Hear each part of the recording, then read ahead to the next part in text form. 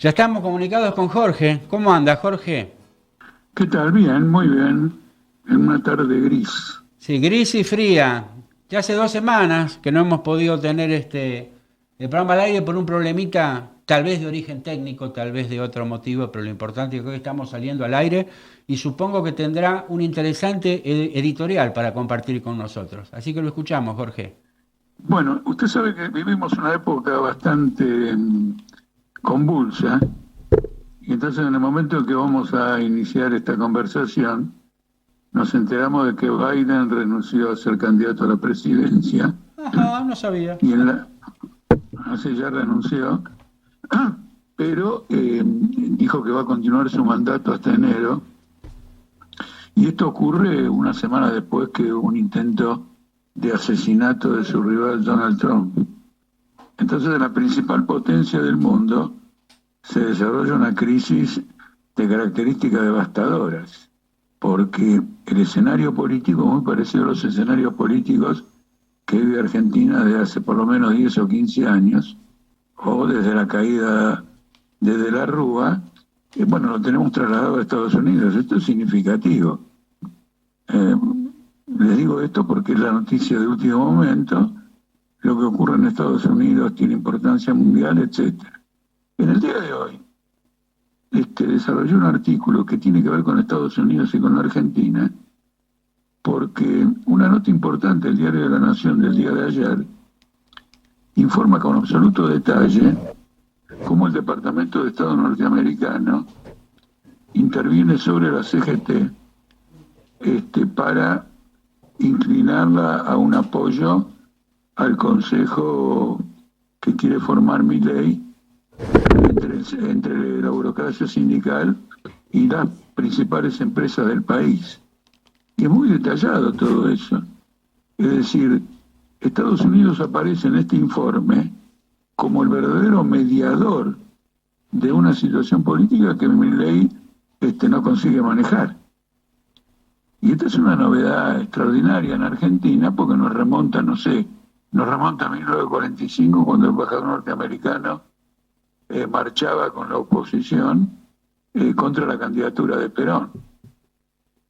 Esto no se puede pasar por alto, es muy importante, y es importante para la izquierda, que sigue reclamándole a la CGT un plan de lucha y que combata y todo eso, cuando la CGT ha viajado a Washington, ha discutido con la secretaria de Relaciones Internacionales del Ministerio de Trabajo de Estados Unidos, estos problemas, digamos, en Argentina. De manera que, digamos, la clase obrera, y por lo menos deberían tomar nota de esta realidad en donde hay una CGT que tiene enjaulado al movimiento obrero, mientras actúa como correa de transmisión política, no solo incluso de Estados Unidos, porque también aporta esta nota de la Nación, lo aporta al Fondo Monetario Internacional, y muestra como el segundo del Fondo Monetario Internacional en lo que tiene que ver con las relaciones en el continente americano, está interviniendo también para que la CGT se alinee con el plan económico de Milei, a cambio de reconocerle a la burocracia sindical la recaudación sindical, lo que se llama el aporte obligatorio a los sindicatos, y no sé hasta qué punto es un mediador en la cuestión, digamos, de las obras sociales. Quiero llamar la atención de la audiencia y a través de este artículo que he escrito, llamar la atención sobre esta singularidad política donde tenemos no al gobierno argentino arbitrando entre el capital internacional y los sindicatos, sino al capital internacional y los sindicatos arbitrando ante Milei. Es decir, buscando que Milei acomode el espacio a la CGT para cogobernar detrás de este plan de ajuste que lo defienden, digamos, absolutamente a muerte. Esto ocurre en un momento también muy singular, porque el gobierno ha apretado el acelerador en lo que tiene que ver con una deflación monetaria que va necesariamente, como ocurre con las deflaciones monetarias a acentuar la recesión industrial que crece a pasos agigantados. Y para hacer esta operación de deflación, está vendiendo reservas del Banco Central, es decir, dólares, en el mercado de liquidación, en el mercado paralelo del dólar, para aplacar la subida del dólar, inclusive con el propósito de hacer retroceder la cotización del dólar. Aquí hay que decir dos cosas: está rifando la reserva del Banco Central en una operación que es puramente financiera, pero además, al bajar la cotización del dólar, abarata la salida de capitales, porque alguno que quiere mandar sus ganancias al exterior va a aprovechar que en lugar de tener que comprar el dólar a 1.500 pesos, se lo faciliten a 1.200 o a 1.100. Es decir que, al igual que lo que hizo en la gestión de Macri, Caputo está facilitando una salida de capitales. Y el otro aspecto vinculado con esto es la transferencia de una parte importante de las reservas de oro al Banco de Inglaterra. Y esto lo mantuvieron en secreto durante más de un mes y fue revelado porque los empleados del Banco Central se lo comunicaron a la Comisión Directiva de la Asociación Bancaria, que, digamos, lo señaló y ha pedido un informe de por qué ha hecho esto, qué piensa hacer con esta transferencia de oro, etcétera, etcétera. Y bueno, rápidamente Caputo tuvo que salir a comentar este hecho y dijo lo que sabemos todos que lo que pasa cuando se transfiere el oro, que lo quiere utilizar como empeño de un préstamo en dólares. De manera que lo pone en el Banco de Inglaterra, porque si mañana no se puede pagar ese préstamo en dólares, los prestamistas pueden sacar el oro del Banco de Inglaterra, y más difícil hubiera resultado si ese oro estuviera acá, porque no tiene la misma garantía. Y esta transferencia de oro a Inglaterra ocurre en dos circunstancias importantes. La primera es que hay una cantidad bastante numerosa de juicios contra Argentina por distintas cuestiones en el Banco Mundial y en esta jueza de un distrito neoyorquino por la estatización de YPF, y los que litigan contra Argentina quieren, para garantizar el cobro de lo que están reclamando, que se requisen bienes del Estado argentino. Bueno, ahí tienen el oro en Londres. Naturalmente hay que ver con qué facilidad se puede, digamos, usar ese oro para cumplir con los que litigan contra Argentina. Pero de todos modos, esto se asocia a otro hecho muy importante. El gobierno argentino todavía no ha dicho nada de lo que va a pasar esta semana. Esta semana, en las Islas Malvinas, la población británica es llamada a una consulta popular para autorizar a una compañía israelí a explotar petróleo en el Atlántico Sur, una vez que otra empresa británica ha descubierto que hay una posibilidad de extraer bastante barriles, 500 millones de barriles de petróleo de esa zona. Seguramente los malvinenses, o en este caso los kelpers, van a aprobar esta medida, y el gobierno no ha dicho absolutamente nada. Esto está respaldado por Inglaterra y el gobierno transfiere el oro al Banco de Inglaterra. Con lo cual estamos ante un caso extraordinario de enajenación del patrimonio público en beneficio de una empresa israelí, que tiene también la circunstancia siguiente: el Estado de Israel, Estados Unidos y naturalmente la misma Gran Bretaña son los tres únicos votos opositores que año tras año en las Naciones Unidas se oponen a iniciar negociaciones de soberanía con Argentina con Malvinas. Es decir, que a un declarado enemigo de la soberanía argentina de Malvinas se le admite este negocio, no hay ningún recurso judicial. Han empezado a haber algunas protestas, naturalmente, en Tierra del Fuego, pero este asunto está completamente apagado. hay un diario, uno u otro diario, uno es Tiempo Argentino, que dio a conocer una faceta de todo esto, pero usted imagínese que es extremadamente grave. En este cuadro general hay una ola de despido fenomenal.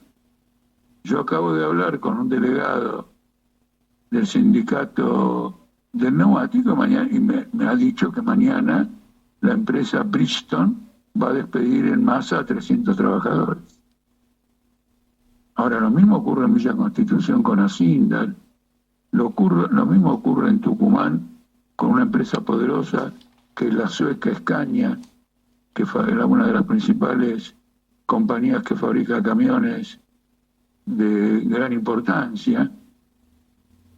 Bueno, es un fenómeno generalizado porque la información que recibimos es de las empresas que no pueden ocultar esta información, pero en aquellas en que hay un gran trabajo informal o negro, el despido es recurrente. Y en el caso de Bridgestone ocurre una cosa muy interesante. Mientras que despide esta tanda de compañeros y ya ha despedido otra tanda, también me comentan los compañeros que trabajan en Bridgestone que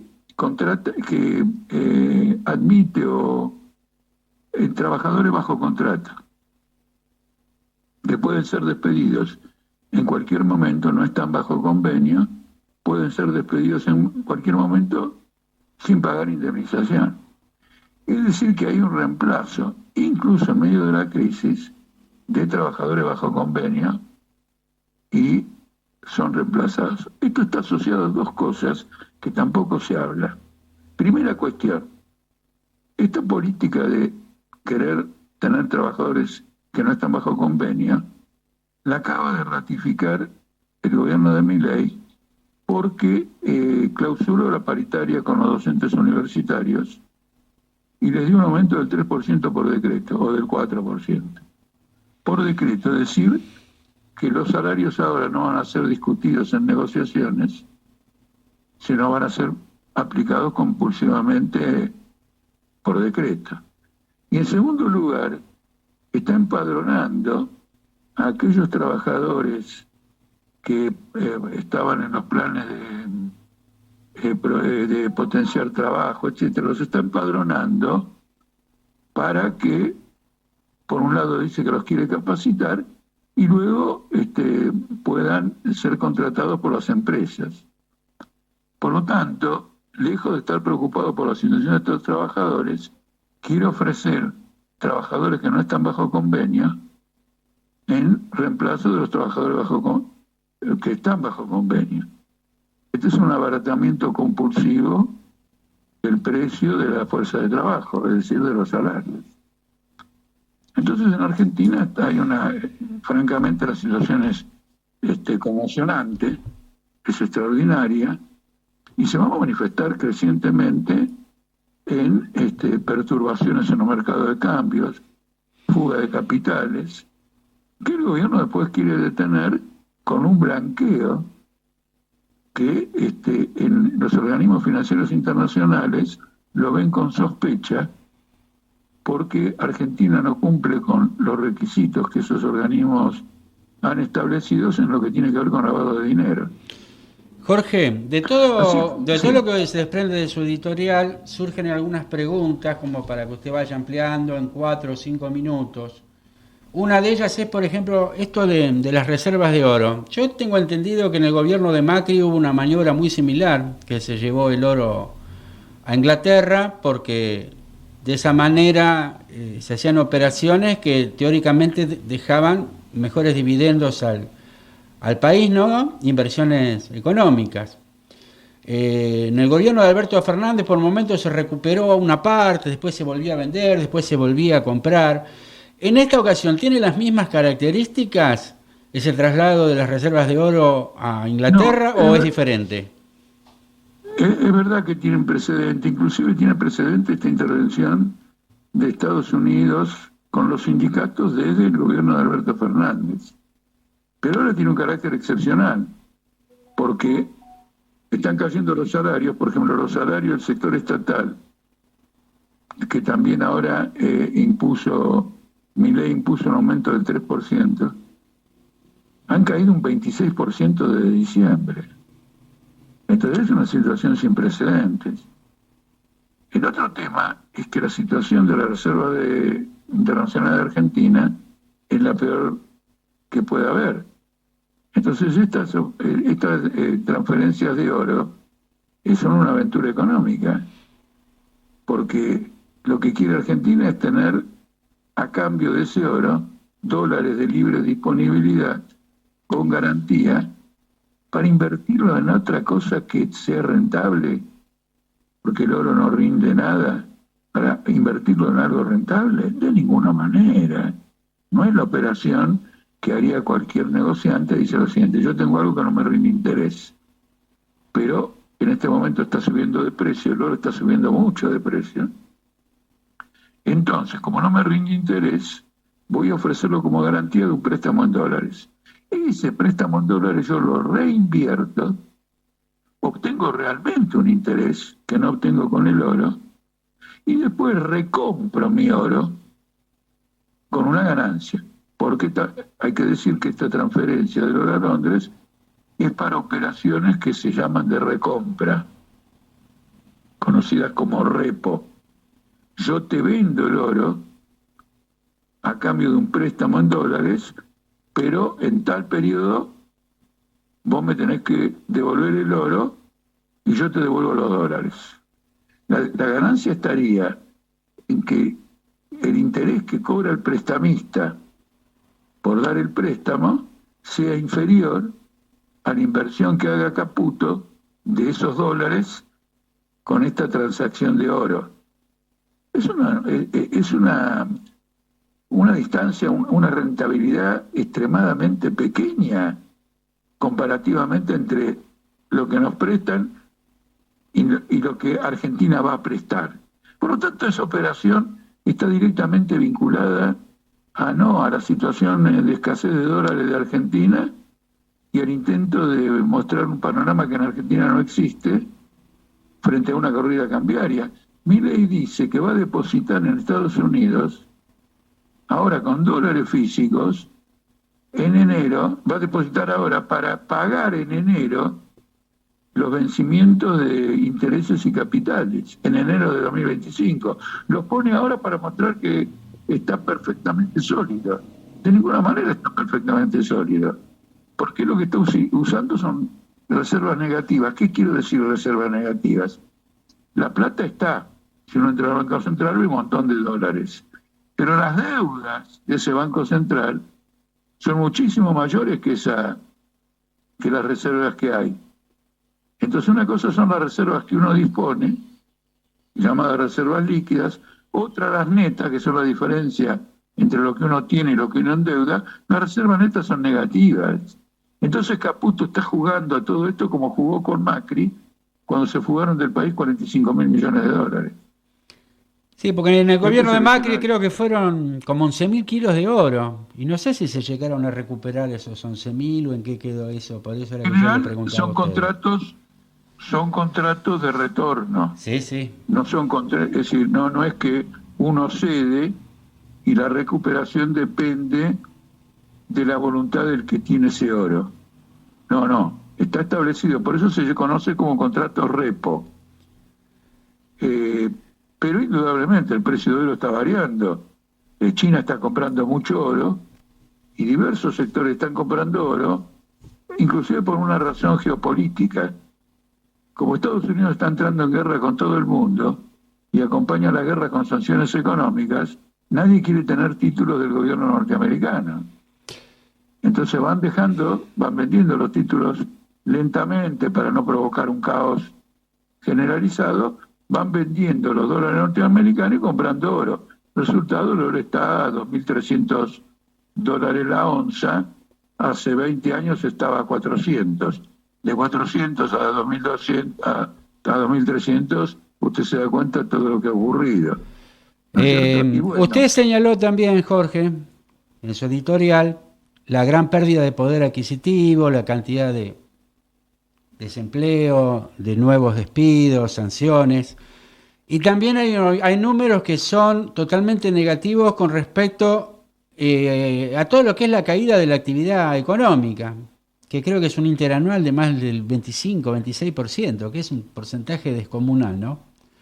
Y esto no es debido a ninguna causa internacional ni nada por el estilo, sino han sido directamente debido a las medidas que viene llevando el gobierno adelante. Ahora, ¿se podrá revertir este proceso o se Bueno, puede sí, llegar a se va a profundizar? revertir. ¿Cómo lo ve usted? Se va a revertir porque las medidas que están tomando van a acentuar la recesión económica. Entonces una parte importante de la burguesía y de la industria y del Fondo Monetario Internacional van a dar un golpe para cambiar el gabinete si fuera necesario y pasar a otra política que, siguiendo el panorama mundial, ya lo han aplicado países que trataron de hacerlo de Milei y que ahora están haciendo lo que hizo Macri bajo su gobierno. ¿Qué es lo que hizo Macri? Ofrecer una alta tasa de interés al capital golondrina para que vengan a hacer un gran negociado y por un tiempo dejen los dólares acá. Si la situación queda estable, seguirá ese negociado. ¿En qué consiste el negociado? Tomar préstamos en el exterior a una tasa de interés relativamente normal e invertir en la Argentina a una tasa de interés considerablemente superior. Eso es lo que están pidiendo los economistas que discrepan con Milei. El FMI inclusive ha dejado de apoyar a este gobierno, ha desistido de cualquier financiamiento inmediato. Inclusive hay sectores empresariales que también están despegando de este gobierno. ¿Qué análisis hace usted de esto? No, es indudablemente que es así. Ya varias veces le he comentado que una característica de las crisis en los últimos años es la rebelión de los banqueros. La situación es tan inestable que cuando los gobiernos quieren introducir algún tipo de medida para zafar, crean un problema mayor. Es el caso, yo creo haberlo comentado acá, de la primera ministra británica que duró 45 días.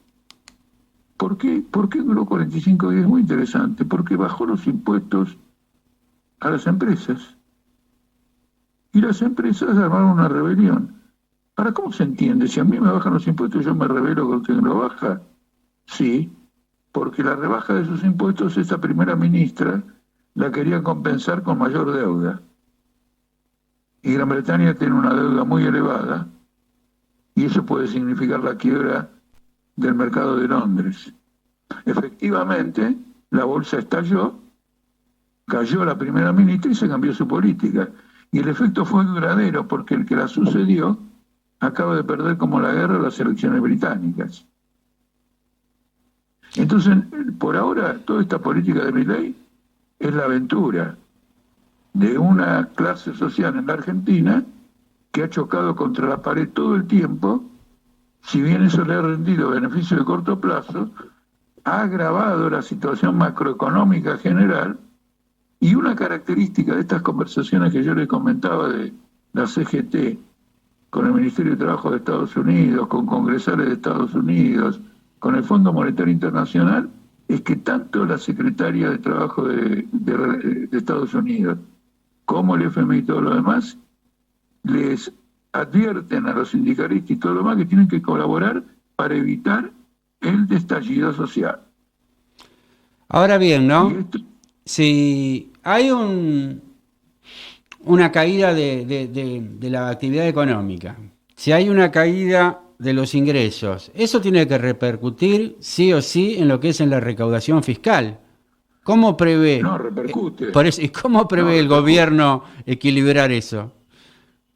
Bueno, era justamente lo que le conté de la inglesa de la británica. Al reducir impuestos, naturalmente cayó la recaudación, creó un agujero en el presupuesto que ella quería llenar con más préstamos.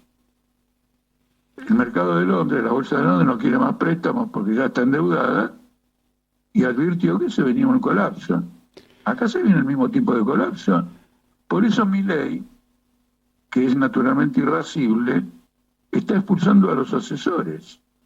Entonces, por ejemplo, expulsó a este Spotorno, creo que se llama Fausto Spotorno, que es del grupo de Orlando Ferreres, que fue viceministro de Economía de Menem. Entonces, claro que hay un enfrentamiento que naturalmente no lo quieren hacer tan público como verdaderamente se está discutiendo por abajo, porque la opinión pública del país, los trabajadores, advertirían un escenario tipo de la Rúa, y entonces sabrían que este gobierno no lleva a ningún lado más que una catástrofe. Entonces lo discuten, digamos, por abajo. Todos aplauden cuando viene Milei y después lo castigan en comentarios, en comentarios de quien de los asesores, que objetivamente Milei los tiene que echar porque siendo asesores del gobierno tienen que mantener las discusiones y las divergencias entre ellos, no hacerlas públicas, porque hacerlas públicas es agitar políticamente al país. Y esto lo ve usted en otras más, en los choques que ha habido, que parecen incidentales, pero están vinculados con esto, entre Karina Milei y la vicepresidenta, sí, con relación a los cánticos racistas de la selección argentina. Sí, ahí iba a ir a otra pregunta porque... Sí, dígame. Sí, no, precisamente eso iba a una pregunta que la preparaba de cómo veía todo este tipo de problemas que se están generando ya dentro directamente del gobierno, ¿no? Porque no es casualidad. No es casualidad. Además hay una cosa que tiene que ver con la tradición argentina. Inclusive desde la época de Perón, el vicepresidente ha jugado un rol desestabilizador. Por ejemplo, Perón, eso le ocurrió con un almirante que nombró como candidato a vicepresidente cuando se reeligió en 1952. Era un conspirador contra el gobierno peronista. Se llamaba Alberto Teiser.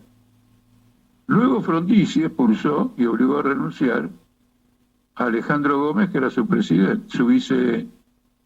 vicepresidente. Después tenemos lo de Chacho Álvarez. Después tenemos el enfrentamiento entre Cristina Fernández y Alberto Fernández. Y ahora tenemos el de Villarroel y esto. Son todas manifestaciones de una crisis política que, como trabaja al interior del proceso en cuestiones estratégicas y fundamentales, ya contamina todas las manifestaciones. Entonces, uno hace una afirmación sobre la selección argentina y el otro va a pedirle perdón a la embajada de Francia en Buenos Aires. Y entonces se pudrió todo porque la cosa se transforma en personal. ¿Y usted piensa que habrá alguna relación también entre este malestar que hay entre sectores del gobierno con la vicepresidente y que esta semana algunos diputados de la Libertad Avanza hayan ido a visitar al genocida Astiz y a otros represores sentenciados por la justicia? ¿O es casualidad? Bueno, no, debiéramos pensar que como son gente adulta y son funcionarios parlamentarios, ha habido claramente una intencionalidad, crear un nuevo frente de problemas muy grave, porque fueron a ver a Astiz. Sí, por eso. Fueron a ver a Astiz, ¿no es cierto? Esto es muy grave, porque Astiz no es el tipo... Astiz fue un cobarde en Malvinas y fue un responsable de secuestros, crímenes y torturas en una escala que casi no se conoce de otros, o quizá al igual que otros. Entonces no es joda esto. Ahora, no es lo que más tampoco la va a favorecer a Villarroel, pero está provocando una quiebra al interior de la Libertad Avanza, que se manifestó en la legislatura de Buenos Aires cuando, en un proyecto que mandó Kicillof, los diputados de la Libertad Avanza votaron a favor y ese voto fue esencial para que se aprobara el proyecto. En un momento alguien de izquierda, no me acuerdo quién, definió a Villarroel comparándola con... Decía así que así como Astiz fue un infiltrado dentro de las Madres de Plaza de Mayo para apoyar el proceso militar, que Villarroel era una infiltrada dentro del sistema político para apoyar una dictadura militar. Esto... Bueno, pero ella lo declara... Pero yo me refiero, ¿esto es solamente un sector del gobierno o estaría todo el gobierno simpatizando con la idea de ese fascismo que representó la dictadura militar en Argentina? No creo, porque ocurre lo siguiente: mientras estos mecanismos parlamentarios, negociaciones, sirvan para mantener la situación, nadie los va a destruir detrás de una aventura. Lo que hay de cierto en la sospecha o en la insinuación o en la perspectiva que usted plantea es lo siguiente: hay claramente un reforzamiento del aparato de las Fuerzas Armadas. Se está comprando a rolete mientras se entrega las Malvinas y lo que le conté del petróleo en el Atlántico Sur. Hay un intento en ese sentido. Lo mismo ocurre con el aumento del presupuesto y la reorganización de los servicios de inteligencia con la nueva CIDE. Es decir, primero hay que actualizar la capacidad de acción de las Fuerzas Armadas y de las Fuerzas de Seguridad para ejecutar un golpe político antes de intentar dar ese golpe político. Porque además tampoco las Fuerzas Armadas son tontas y van a seguir una aventura por un político que quiere salvar su ropa. Ellos van a defender la integridad de las Fuerzas Armadas y cuando tengan que actuar lo harán con la conciencia de que han reunido las condiciones para afrontar la situación en que se meten sin dar un golpe de Estado. Pero todo esto está colocado en el escenario general de la crisis de Argentina. A su tiempo se va a ir manifestando de un modo u otro, de manera que nunca la crisis podría ser más integral como en el momento actual. Bueno, todo esto tiene importancia, quiero también señalarlo para no limitarme al comentario. Es una cosa que la clase obrera tiene que advertir para mostrar que el encierro, el enjaulamiento que pretende armar la CGT no tiene porvenir. Y mientras tanto se están destruyendo las condiciones de vida de muchas familias, de centenares de miles de familias. Por lo tanto, esta comprensión hay que llevarla a la clase obrera por medio de la agitación política, a tomar contacto para ver qué efecto esa agitación política va teniendo, a organizar a partir del efecto que va teniendo y por esa vía romper el enjaulamiento de la CGT y permitir una acción histórica propia de la clase obrera. Bueno, usted en un momento comentó unos datos que le tiró alguien del SUTNA, que es el sindicato único de los trabajadores neumáticos, que tiene una dirección totalmente diferente a otros sindicatos.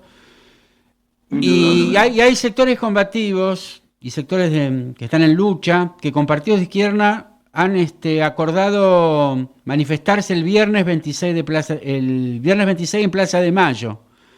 No sé si ustedes están invitados, si van a formar parte del acto, qué opinión tienen de esto.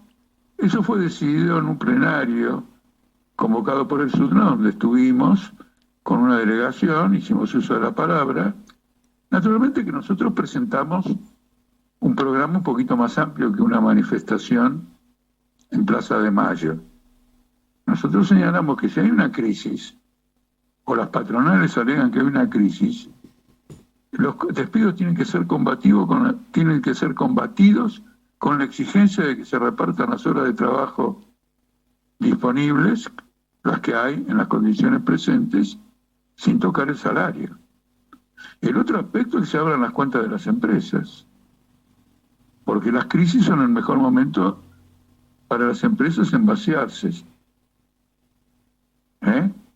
Y entonces no invertir, no hacer absolutamente nada, y estoquear y despedir trabajadores. Entonces, estas dos cuestiones, el reparto de las horas de trabajo sin tocar los salarios y la apertura de las cuentas de las empresas, le dan al movimiento obrero una perspectiva en esta lucha. Le dicen, bueno, muy bien, pero ¿qué estamos reivindicando? Simplemente que no despidan, pero no van a decir que no tienen trabajo. Entonces, ¿cómo es esta lucha? No, hay una perspectiva, que repartan las horas de trabajo y que eso sea cuenta de los beneficios de las empresas, sea actuales o acumulados. Absolutamente. Y por otro lado, en esta lucha hay que plantearse también el horizonte de la ocupación de los lugares de trabajo. Tome el caso de Bridgestone. Bueno, yo por WhatsApp tengo contacto con numerosos trabajadores, no solo de este sindicato, sino de numerosos sindicatos. Entonces, a veces intercambiamos por WhatsApp, otras veces, si es necesario, me encuentro con ellos o con otros compañeros, voy y hacemos reuniones y vemos cómo es el panorama, y eso para mí es fundamental. Bueno, Bridgestone está abarrotada, dice, tiene muchísimo stock.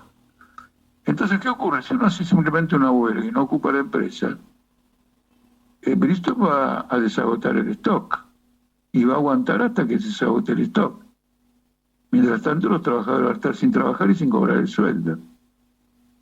Entonces, esta perspectiva hay que plantearla. Y esta perspectiva está tan presente que Patricia Bullrich ya adoptó medidas, y la ley base también, y el DNU también, cuando se refieren a prohibir penalmente el bloqueo de las empresas. Es decir, que el trabajador tiene que ir a trabajar sin chistar, porque no puede ejercer un derecho de defensa. Ya está instalado desde el mes de diciembre pasado, cuando mandaron este decreto. Es decir, hay una conciencia en el adversario capitalista de que está planteado un problema que primero debiera advertirlo lo que se considera una dirección del movimiento obrero. Entonces, nosotros hemos expuesto el conjunto de esta situación y la necesidad de agitarla, de agitar estos planteos. Agitar quiere decir ir a los medios, volantes, declaraciones, charlas. Yo he tenido 3 charlas, o como quieras llamarlas, charlas, conferencias, esta semana con debates. Ayer sábado a la mañana en Merlo vinieron compañeros de distintas fábricas, inclusive comisiones internas de la zona oeste. Y ahora me acuerdo porque uno de ellos dijo, bueno, la charla que acaba de dar Jorge traduce lo que está pasando en mi fábrica. Bueno, naturalmente, yo traduzco lo que está pasando en la fábrica, pero ¿de dónde lo saqué yo? Lo saqué de la fábrica o de la fábrica que me lo han traducido, digamos, para mí, pero como militante político se elaboran las conclusiones. Entonces, es necesario fomentar esta conciencia política con urgencia. Naturalmente que vamos a apoyar una manifestación, que además nosotros mismos la votamos el viernes, en el sindicato del neumático, obviamente, pero el horizonte es de mayor amplitud, no se agota en una movilización. Esto sería el viernes 26, ¿a qué hora, Jorge? Está planeado. A la media tarde, entiendo que bastante después, o un par de horas después del turno de mañana, que termina a las 14 horas. Yo tengo la información que es a las 16:30, pero no sé si es la que usted tiene también. No, eso es lo que yo le digo. El turno los turnos fabriles terminan a las 14 horas, y como estamos en invierno y está haciendo mucho frío, se evita que la gente tenga que quedarse a una hora, digamos, donde hace más frío, y encima tienen que volver a sus casas, que generalmente quedan en el conurbano de la provincia de Buenos Aires. Usted comenzó hoy el programa, cosa que yo no sabía, que se había bajado de la candidatura a Biden. ¿Es así? Sí. ¿Ha influido en algo en esta... ¿Ha sido influenciado en algo en esta decisión? ¿El atentado que recibió Trump, que terminó con la oreja lastimada? ¿Ha influido en algo? No tiene nada que ver. Todo esto es una culminación, porque no es una decisión, digamos, de una semana. Eso fue la semana pasada, creo, y bueno, no es una decisión que se tomó rápidamente en 7 días. Pasa lo siguiente: el Partido Demócrata, y en particular después del atentado, está convencido que va a ganar Trump. Y eso a pesar de que, como dijo alguien en algún lugar, bajo el gobierno de Trump creció la desocupación, creo que se perdieron 2 millones de puestos de trabajo, y y bajo el gobierno de Biden se crecieron en 15 millones. Ahora, lo que tiene importancia acá es lo siguiente: esta potencia norteamericana está en guerra a muchos lados. Está en guerra en el Medio Oriente, tiene a la flota, ¿cómo se llama? A la flota de Eisenhower en el Mediterráneo, tiene un plan de ataques al interior de Rusia y está entrenando a las tropas ucranianas. Entonces es una crisis muy grande. Ahora, en el mismo momento que está haciendo esto de las tropas ucranianas, Zelensky, sabiendo que Trump tiene una política o está haciendo planteos diferentes a los de Biden, lo llama por teléfono para felicitarlo por la victoria, porque fue electo en la convención republicana. Es decir, que Zelensky se está acercando a Trump. Es un indicio que en los estados mayores de los principales países envueltos en la guerra dan por descontado que va a ganar Trump. Entonces, problemas cognitivos o no cognitivos de Biden quieren dar una respuesta, digamos, a la política de Trump, y quieren dar una respuesta a la convicción que va creciendo de que gana Trump. Le hago una observación importante. Cuando se reunió en Washington hace 10 días, o menos, 7 días, la OTAN, tomaron decisiones.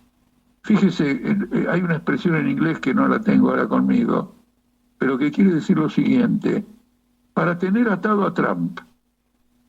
Es decir, una cantidad de compromisos firmados entre todas esas naciones para acentuar la escalada de la guerra de Ucrania y a partir de eso inviabilizar cualquier maniobra de Trump para seguir otro rumbo. ¿Usted se da cuenta de lo que le estoy describiendo? Esto es terrible, porque ya prácticamente hay un escenario de confrontación internacional entre una parte de la OTAN y otra parte de la OTAN. Bueno, esta semana Putin en un momento dijo que Europa se iba a tener que hacer cargo de la terrible crisis que está sufriendo en todos los órdenes. No sé si esto está vinculado un poco a lo que usted dice. Pero eso no es moco de pavo, porque va a crear un escenario de entendimiento entre Putin y Trump a costa de los intereses europeos. Eso es algo fenomenal. Entonces, quiero decirle, estamos tratando esto de un modo excesivamente rápido y no del todo profundo, pero para los oyentes describe un escenario de impas catastrófica del capitalismo mundial. Eso también hay que advertirlo a la clase obrera. Porque ¿qué clase social le va a dar una salida pacífica, positiva, antibélica a toda esta catástrofe? La única que puede hacerlo es la clase obrera. Porque la clase obrera, ¿qué interés tiene en una guerra? Si ella es la que tiene que poner a sus hombres y mujeres en la guerra, mientras que los capitalistas hacen negocio con la industria militar y la suba del precio del petróleo. Quedan 2 minutos, Jorge. Le voy a hacer una última pregunta que a mucha gente le interesa su visión, y es esto que ha despertado las declaraciones de Maduro en Venezuela, ¿no? Por supuesto, sobre que si llegaba a ganar la oposición iba a haber un baño de sangre. ¿Qué puede comentar usted sobre esto? Bueno, en general ese tipo de expresiones traducen siempre a alguien que está hablando desde la derrota. Porque ningún dirigente auténticamente revolucionario promete baño de sangre. Es decir, cuando uno es un revolucionario, uno hace la revolución para evitar los baños de sangre, no para producir los baños de sangre. Este tipo de expresiones revelan a un gobierno acorralado. Ahora, lo que hay que averiguar bien en Venezuela es cuál es el plan de las Fuerzas Armadas para lo que parece la victoria incuestionable de la oposición. Una oposición que abarca todo el espectro de partidos que tiene Venezuela.